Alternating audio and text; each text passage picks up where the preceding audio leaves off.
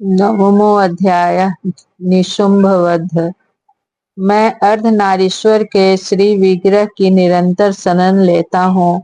उसका वर्ण बंधुक पुष्प और स्वर्ण के समान रक्त पीत मिश्रित है। वह अपनी भुजाओं में सुंदर अक्षमाला, पाश, अंकुश और वरद मुद्रा धारण करता है।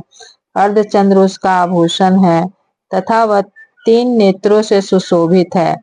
राजा ने कहा, भगवान, आपने रक्त बीज के वध से संबंध रखने वाला देवी चरित्र का यह अद्भुत महात्म्य मुझे बतलाया। अब रक्त बीज के मारे जाने पर अत्यंत क्रोध में भरे हुए शुंभ और निशुंभ जो कर्म किया उसे मैं सुनना चाहता हूँ। ऋषि कहते हैं, राजन, युद्ध में रक्त बीज तथा अन्य दैत्यों के मारे जाने पर शुंभ और निशुंभ के क्रोध की सीमा न रही। अपनी विशाल सेना इस प्रकार मारी जाती देख निशुंभ अमर्ष में भरकर देवी की ओर दौड़ा। उसके साथ असुरों की प्रधान सेना थी। उसके आगे पीछे तथा पार्श्व भाग में बड़े बड़े असुर थे जो क्रोध से ओठ चबाते हुए देवी को मार डालने के लिए आए। महापराक्रमी शुंभ भी अपनी सेना के साथ मातृगणों से युद्ध करके क्रोधवश चंडिका को मारने के लिए आ पहुंचा। तब देवी के साथ शुंभ और निशुंभ का घोर संग्राम छिड़ गया। वे दोनों दैत्य मेघों की भांति बाणों की भयंकर दृष्टि कर रहे थे। उन दोनों के चलाए हुए बाणों को चंडिका ने अपने बाणों के समूह से तुरंत काट डाला और शस्त्र समूहों की वर्षा करके उन दोनों दैत्य पतियों के अंगों में भी चोट पहुंचाई। निशुंभ ने तीखी तलवार और चमकती हुई ढाल लेकर देवी के श्रेष्ठ वाहन सिंह के मस्तक पर प्रहार किया। अपने वाहन को चोट पहुंचने पर देवी ने क्षुरप्र नामक बाण से निशुंभ की श्रेष्ठ तलवार तुरंत ही काट डाली और उसकी ढाल को भी, जिसमें 8 चांद जड़े थे, खंड खंड कर दिया। ढाल और तलवार के कट जाने पर उस असुर ने शक्ति चलाई, किंतु सामने आने वाली देवी ने चक्र से उसकी भी 2 टुकड़े कर दिए।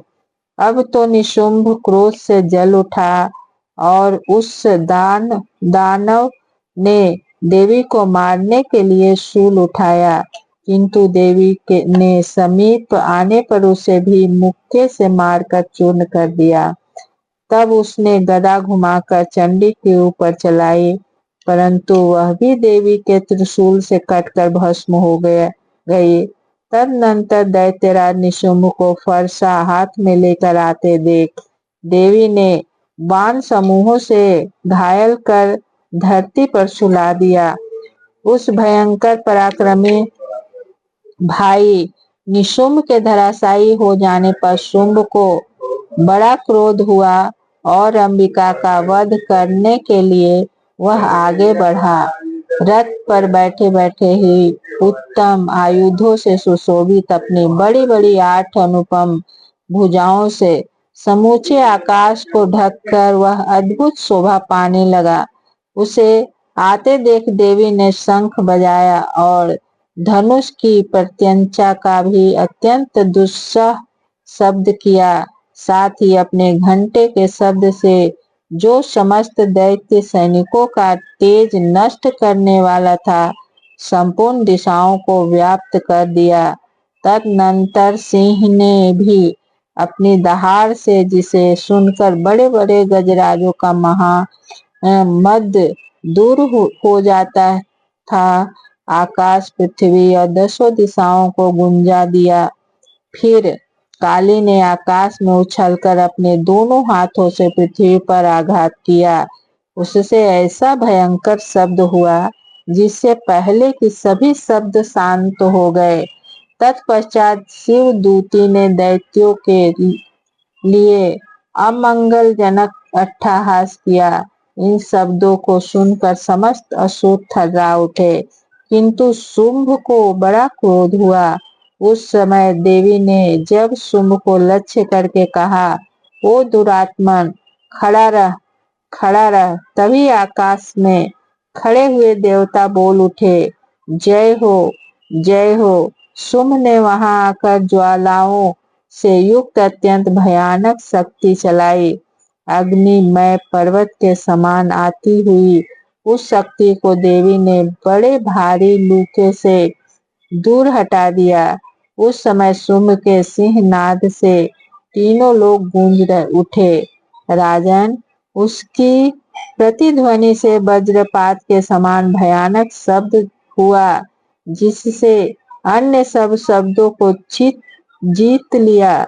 शुंभ के चलाए हुए बाणों के देवी ने और देवी के चलाए हुए बाणों के शुंभ ने अपने भयंकर बाणों द्वारा सैकड़ों और हजारों टुकड़े कर दिए। तब क्रोध में भरी हुई चंडिका ने शुंभ को शूल से मारा। उसके आघात से मूर्छित हो वह पृथ्वी पर गिर पड़ा। इतने में ही शुंभ को चेतना हुई और उसने धनुष हाथों में लेकर बाणों द्वारा देवी काली तथा सिंह को घायल कर दिया। फिर उस दैत्यराज ने 10,000 बाहें बनाकर चक्रों के प्रहार से चंडिका को आच्छादित कर दिया।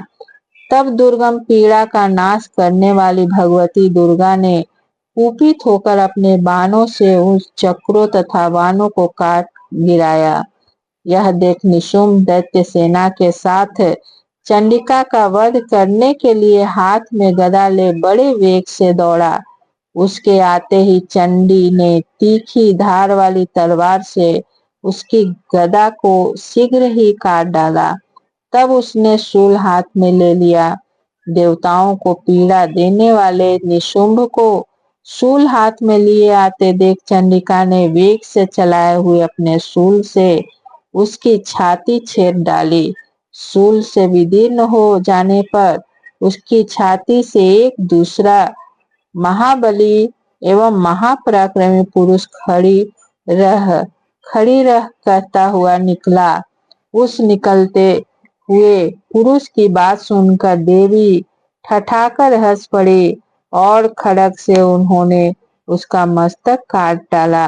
फिर तो वह पृथ्वी पर गिर पड़ा। तदनंतर सिंह अपनी दाढ़ों से असुरों की गर्दन कुचलकर खाने लगा। यह बड़ा भयंकर दृश्य था। उधर काली तथा शिव दूती ने भी अन्य दैत्यों का भक्षण आरंभ किया। कौमारी की शक्ति से विदीर्ण होकर कितने ही महादैत्य नष्ट हो गए।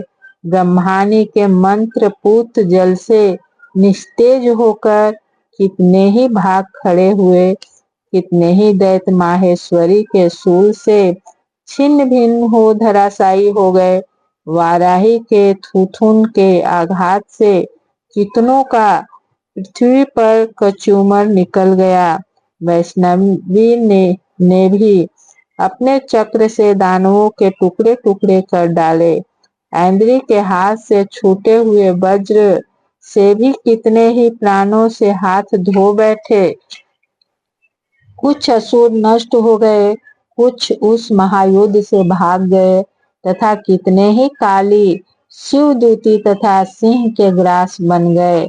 इस प्रकार श्री मार्कंडेय पुराण में सावर्णिक मनवंतर की कथा के अंतर्गत देवी महात्म्य में निशुंभ वध नामक 9वां अध्याय पूरा हुआ।